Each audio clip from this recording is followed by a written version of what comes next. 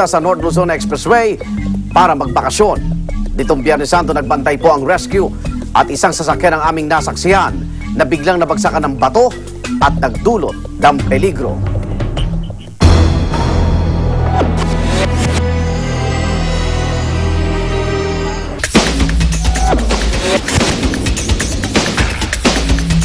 Tuwing darating ang Holy Week, inaasahan namin na tumataas yung pang-araw-araw na volume ng 15 hanggang 20%. Maabot yan hanggang 180,000 sa duration ng Holy Week. Noong mga nakaraang Holy Week, tumataas ang insidente. Pag uwian na galing probinsya, pabalik ng Manila, ang tendency niyan, nagmamadaling umuwi, makarating agad. Okay, Simon.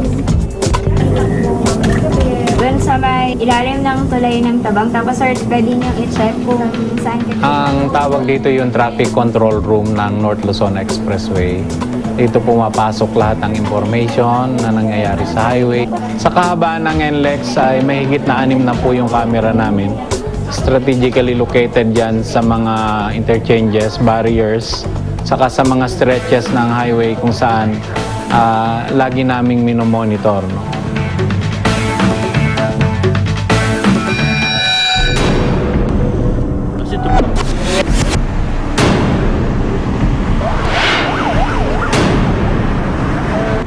Police.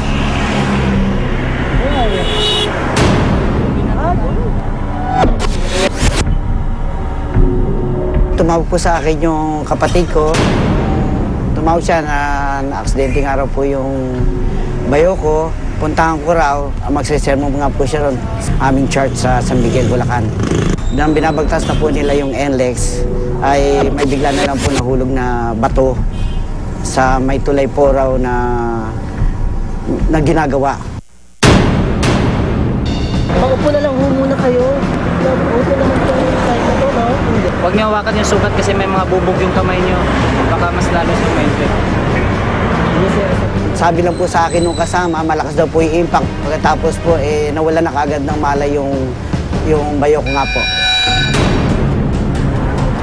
We're conducting a patrolling sa NLEX, approaching a bar of Bukawi. Dinidispatch kami papunta doon sa meron daw na heart attack. Nung pumunta kami doon sa scene, naka-arrive na kami, nakita namin na meron palang hit by foreign object. Ay, po, okay lang. Dito po kayo, pumunta po kayo dito, sir. Ano ba nangyari? Nakita namin may kachinchin niya, using yung kanyang yung cut. Yung kasama ko, kinuha yung towel nung patient, tapos nilagyan temporary habang we're waiting for the arrival of EMS. Paano nangyari? Bumagsak yung ano? Biglang bumagsak yung bato. Wala po. Kasi ginagawa yun eh.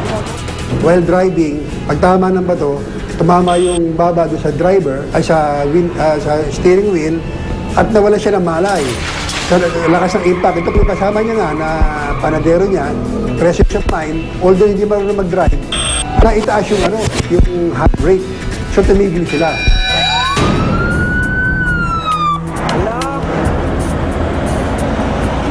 Around 8:30 ng gabi, tumawag sa amin yung TCR control ng ONC.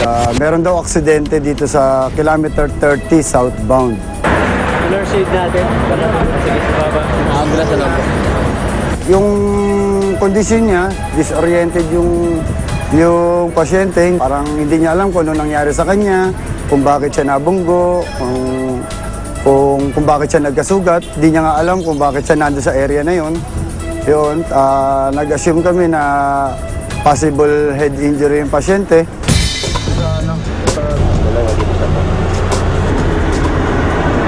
Ano ba nangyari?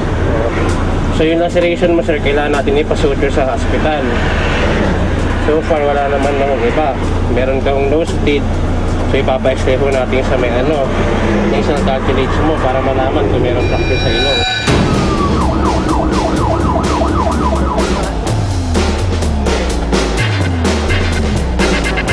Meron siyang malaking hiwa sa kanang bahagi ng panga, meron din siyang hiwa sa ilalim ng dila at saka malaking pasa sa dibdib. Dahil nga sa may risk na may fracture doon sa kanyang bungo, pwedeng magtuloy-tuloy yung dugo, tapos pwedeng natamaan din ng puso kasi may malaki siyang pasa doon sa dibdib. So, kung hindi na nabigyan ng karampatang lunas, pwede na yung ikamatay din. Habang nilalapatan ng first aid ang nasugatang driver, 3 kotse naman ang nagkarambola sa mismong lugar ng aksidente. Hindi raw nila nakita ang unang aksidente, kaya hindi nila ito naiwasan.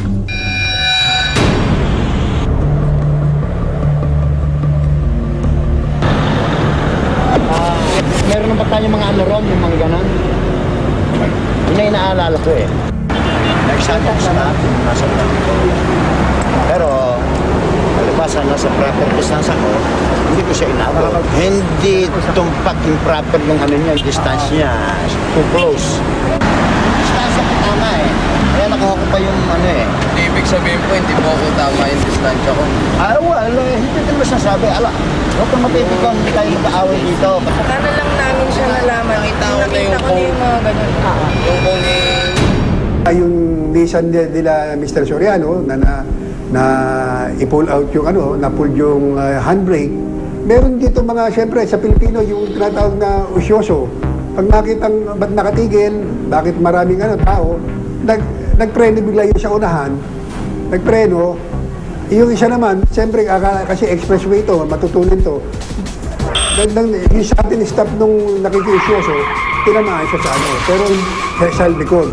Pero hindi naman masyadong grabe, at nag-settle naman, pareho naman comprehensive, nag-settle naman sila na nung minor tinatawag na damage na sa sasakyan.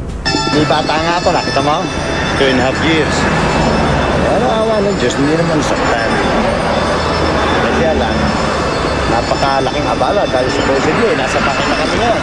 Kasi mga situation na pinag-uusap namin pagka wala namang mga injuries yung both parties, pinag-uusap namin sila para ma-settle yung mga disputes nila kung anong mangyayari. Tapos pag hindi po nagkasundo sila both parties, turn over po natin sa PNP.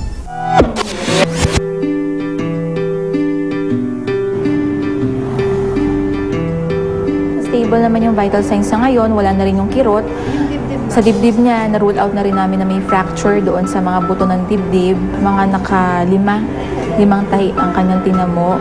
Pati yung sa ilalim din ng dila, tinahigin yun. Dahil sa mabilis namang naitahi yung ilalim ng dila, ay makakapagsalita naman siya kagaya ng dati. Papasalamat sa Diyos dahil himala nga o milagro yung nangyari sa kanya. Hinihintay pa po namin kung ano magiging kasagutan po ng NLEX sa pangyayari kasi hanggang ngayon wala po silang tawag o ano sa nangyari. Ang pinangyarihan na isang construction site, mahirap sabihin kung kanino nanggaling yung tumama dun sa mga sasakyan. Ito ay iniimbestigahan ng pulis at hanggang sa ngayon ay humihingi pa rin kami ng feedback sa kanila kung ano talaga yung nangyari. Definitely, kailangan meron kang early warning device, no? Hindi yung ang ilalagay mo pag nasiraan ka, yung sanga ng ipil-ipil. Okay?